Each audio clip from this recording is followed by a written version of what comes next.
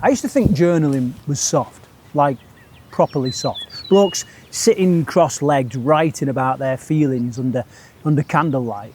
Dear diary, today I felt seen. Yeah, that's not really for me, but here's the thing, I was wrong because I've realised I've actually been journaling for years.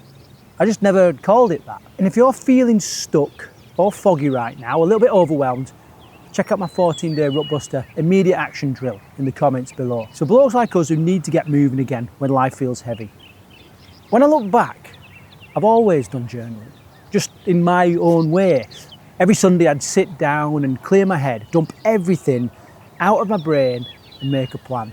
Every morning I'd set intentions, a few key priorities for the day, and every night I'd reflect what worked, what didn't, what needed adjusting. That's journaling. It's just journaling with mucky hands. I even had a system. I'd rate tasks out of 5 for urgency, impact and income. That way I could see what was worth doing, not just what was screaming for attention. It wasn't emotional, it was tactical, a way of keeping my head straight. The reason I never called it journaling was because the word didn't fit me. It sounded too soft, a little bit too self-indulgent perhaps. But journaling isn't about feelings, it's about focus. It's about clarity and honesty. And that can look however you need it to. Some people free write. Me, I'm a mind map guy. Every one of these videos start with a mind map. I put one main idea in the middle of the page and work outwards. Projects, people, priorities, stories, problems, all connecting like branches. Seeing it laid out like that is like untangling cables in your head. Once it's on paper, it stops looping. And here's the bit most people miss. Getting stuff out of your head and onto paper isn't just about clarity. It's about how your body processes information too. Your body's one giant system. It has an input, a process, and an output. And when thoughts stay trapped in your head, they just cycle.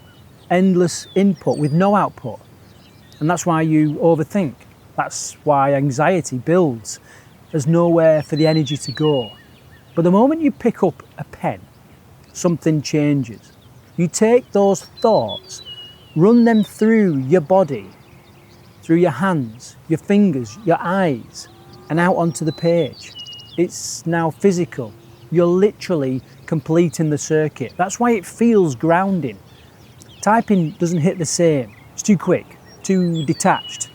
Writing slows the loop down to a human pace. It forces you to see your own thoughts. And when you see them, you can finally deal with them. I realised how powerful that process was during the Marathon des Sables. 6 days across the Sahara Desert. The heat, the pain, the silence. Every night I'd pull out my little notebook and write a few lines. At first it was practical. I knew I was writing a book when I got back and I didn't want to forget the details. But it became more than that. It became a lifeline.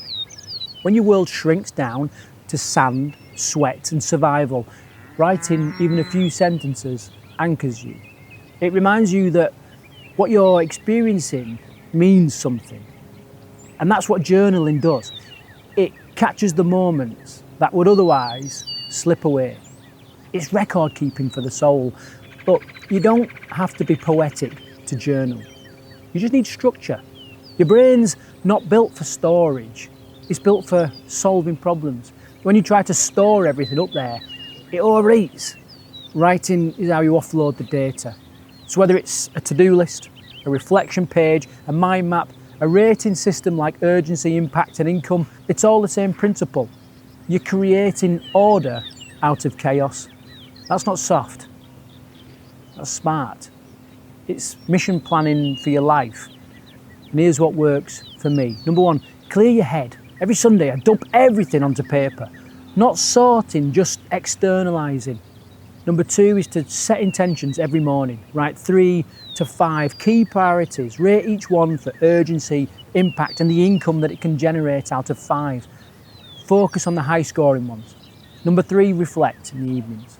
What went right? What went wrong? What's the one thing I'll do better tomorrow? And it's that simple, repeatable. 5 minutes could save you 5 hours of noise. And here's where it bites a bit.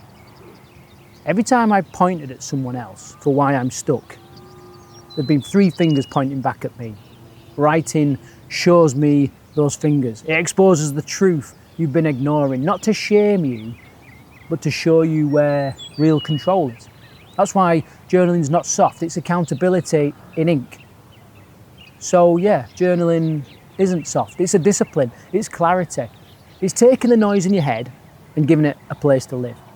It could be a to-do list, a map, a system, or a diary from the desert.